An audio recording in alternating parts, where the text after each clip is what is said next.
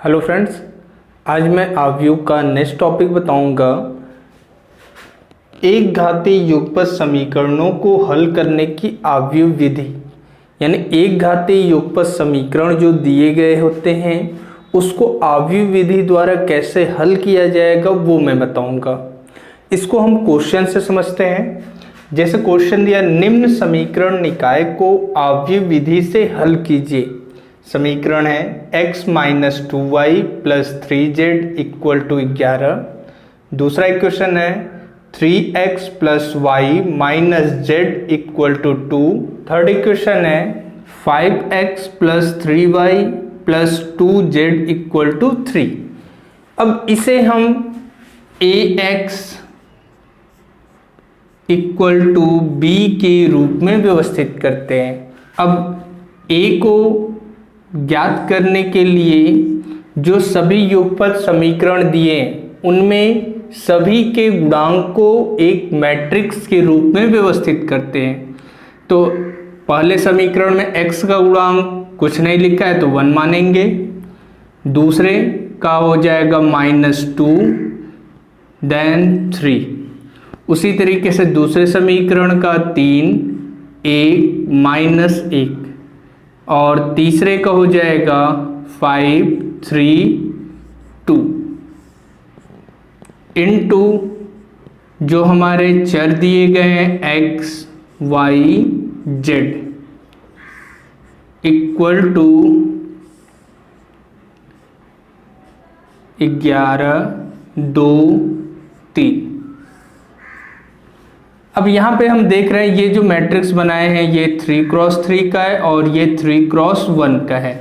तो इनका गुणा आसानी से हो जाएगा। जब इनका गुणा करेंगे तो हमारा यही समीकरण प्राप्त होता है। जैसे 1 का गुणा x में किए तो x और -2 का y में किए तो -2y plus 3z equal to 11 के बराबर हो जाएगा। अब इसमें से ये मैट्रिक्स A हम ले लेते हैं। 1 -2 3 3 1 -1 5 3 एंड 2। अब इस आव्यूह का हम पहले मॉड ऑफ A निकालते हैं, अतः इस आव्यूह का मान निकालते हैं और इस आव्यूह का इन्वर्स ज्ञात किया जाता है। क्योंकि जो x का मान निकाला जाता है, जो हमारा x का मान निकाला जाता है वो होता है A इनवर्स B के बराबर होता है। अर्थात जो है अगर इस समीकरण में दोनों तरफ हम A इनवर्स का गुणा कर दें तो A inverse into A into x बराबर A इनवर्स B हो जाएगा। अब A इंटू A इनवर्स आपको प्रॉपर्टीज बताया गया है वो I के इक्वल होता है। अर्थात हमारा एकांक सदिश जिसका मान 1 होता है। तो हमारा सिर्फ x बचेगा, x equal to A inverse B। तो A इनवर्स निकालने के लिए हमें मॉड ऑफ A निकालना होगा। मॉड ऑफ A निकालने के लिए 1 ब्रैकेट में 2 प्लस 3 प्लस 2 ब्रैकेट में 6 plus 5 plus 3 9 -5।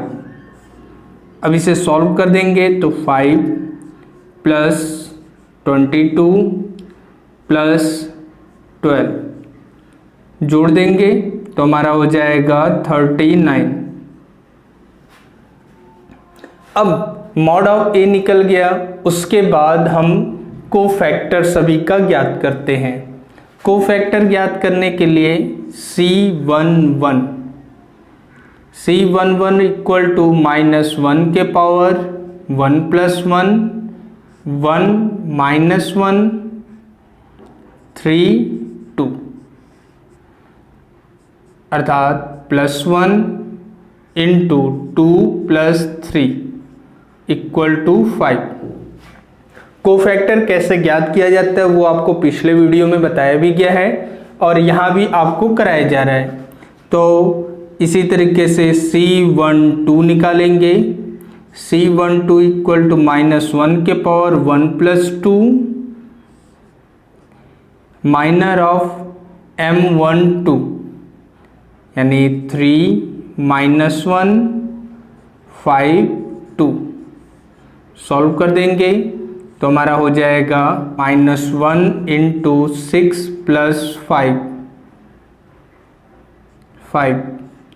Equal to -11। C13 equal to -1 के power 1 plus 3 minor of M13 3 1 5 3 equal 1 into 9 minus 5 equal to 4। इसी तरह C21 निकालते हैं इक्वल टू -1 के power 2 plus 1 into -4 minus 9 solve करेंगे तो यहाँ का हो जाएगा -1 इंटू -13 सॉल्व कर देंगे +13 हो जाएगा। C22 निकालेंगे -1 के power 2 plus 2 into 2 minus 15 equal to +1 into -13 solve कर देंगे -13 हो जाएगा। C23 निकालेंगे -1 के power 2 plus 3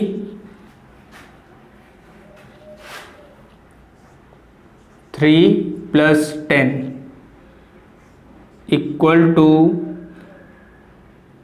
-1 into 13 -13।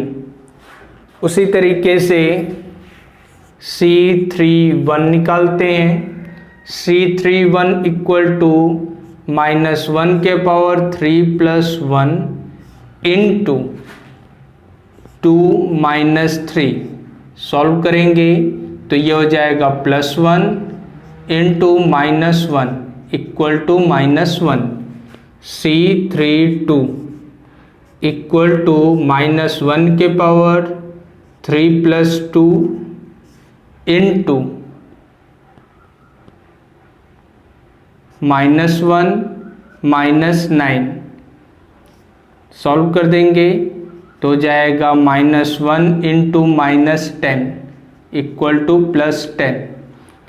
C33 equal to -1 के power 3 plus 3 into 1 plus 6 equal to +1 into 7 equal to 7। अब जो ये कोफैक्टर निकालें इसे हम जो है एक आव्यूह के रूप में व्यवस्थित करते हैं तो हो जाएगा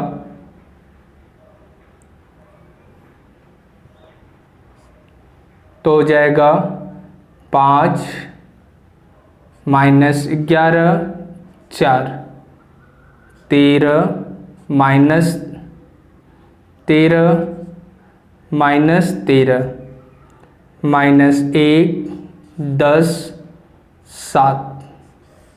अब ADJ ऑफ A निकालते हैं।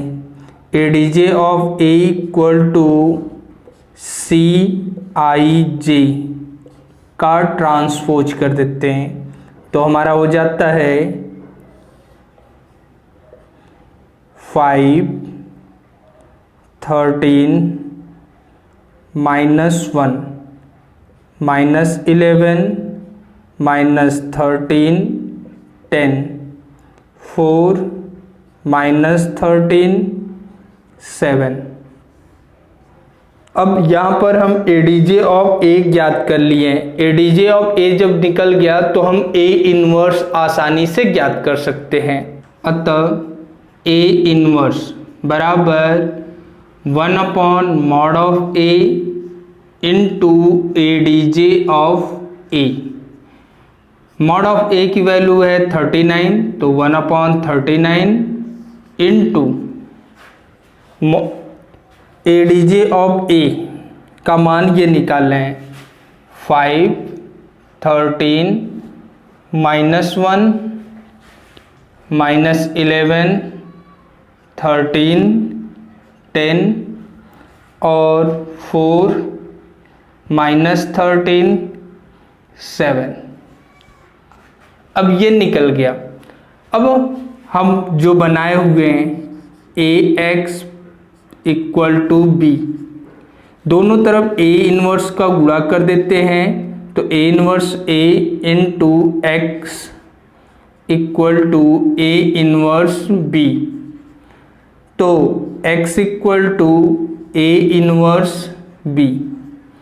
अब A इन्वर्स का मान हम यहाँ निकाल चुके, अतः X की जगह रखेंगे X Y Z = A inverse. A inverse का मान ये निकाले हैं 1/39 ×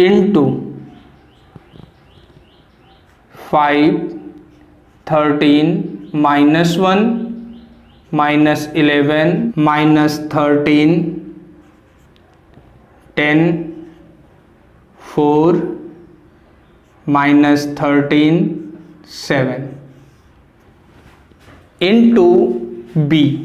B की जगह हम रखेंगे 11, 2, 3।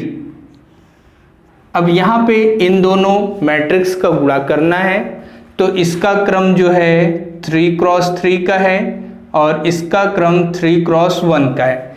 तो इसका कॉलम पहले मैट्रिक्स का कॉलम और दूसरे मैट्रिक्स का रो इक्वल है, अतः इनका गुणा आसानी से किया जा सकता है। अतः 1/39 गुणा करेंगे फर्स्ट रो का फर्स्ट कॉलम में, तो जाएगा 55 + 26 -3 -121 -26 + 30 44 -26 + 21। अब जो है इन्हें हम जोड़ देते हैं, तो प्लस वाले को एक साथ, माइनस वाले को एक साथ जोड़ा जाता है, तो हो जाएगा 6 × 5 = 11, 5 × 2 = 7 और 1 = 8 -3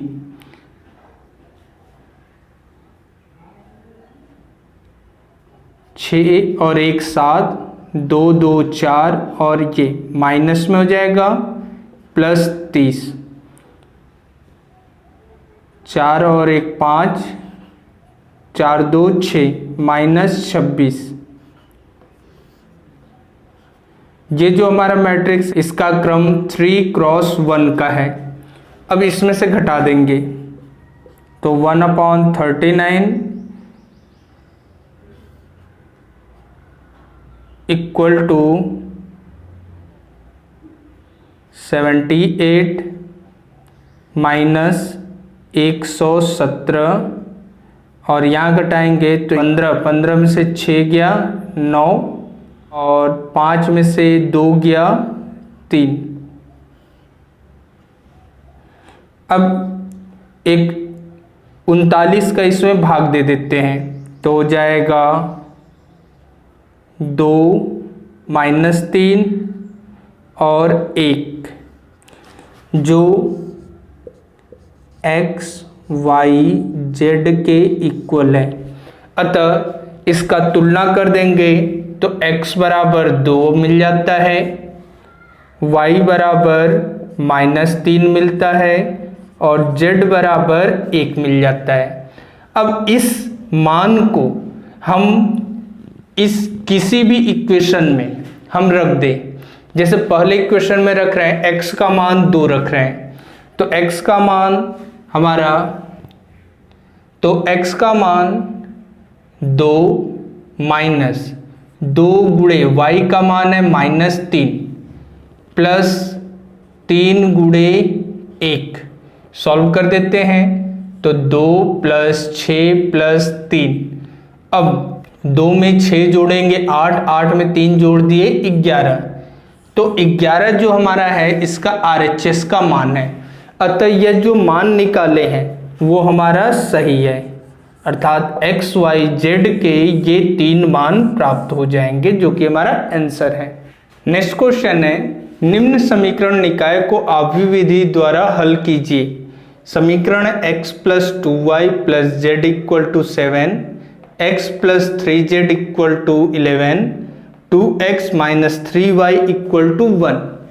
अब इस समीकरण को हमें आव्यूह विधि द्वारा हल करना है।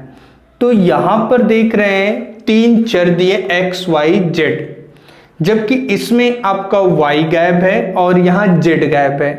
तो जिस भी समीकरण में जो चर गायब होता है उसके पहले का गुणांक 0 होता है।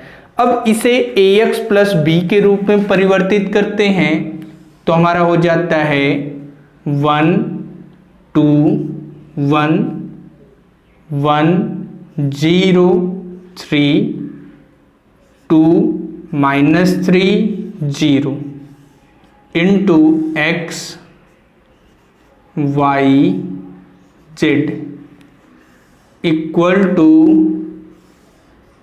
7 11 1। अब इसकी तुलना जो है ax इक्वल टू b से कर देते हैं तो a बराबर मिल जाता है 1 2 1 1 0 3 2 माइनस 3 0। अब इस मैट्रिक्स का मॉड ऑफ ए निकालते हैं तो हो जाता है 1 into 0 plus 9 minus 2 0 minus 6 plus 1 minus 3 minus 0। Solve कर देंगे तो मिल जाएगा 9 प्लस 12 माइनस 3 तो हो जाएगा 18। अब ये मॉड ऑफ ए निकल गया। अब हम इस मैट्रिक्स ए के सभी कोफैक्टर को ज्ञात करके एडीजे ऑफ ए ज्ञात कर लेते हैं। जैसा पिछले क्वेश्चन में बताया हूं वैसे ही आपको इस क्वेश्चन में भी सॉल्व करना है। तो मैं आपको पूरा करके बता देता हूं कि कितना मान आएगा, आप उसे प्रोसेस से पूरा कर लीजिएगा। अतः जब सभी का कोफैक्टर निकालकर उसे सदिश रूप में बदलते हैं तो हमारा ये मिल जाता है 9 6 minus 3 minus 3 minus 2 7 6 minus 2 minus 2।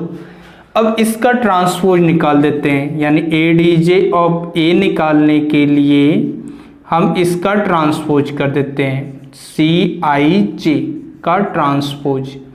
तो हमारा मिल जाता है 9 minus 3 6 6 minus 2 minus 2 minus 3 7 minus 2। अब ए इनवर्स निकालते हैं तो ए इनवर्स बराबर 1 upon mod of A into A D J of A. Mod of A की वैल्यू निकाले हैं 18 तो 1/18 into A D J of A हो जाएगा 9 minus 3 6 6 minus 2 minus 2 minus 3 7 minus 2। अब हमें x का मान निकालना है तो x बराबर a इनवर्स b होता है। अब x की जगह हम रख देंगे x y z।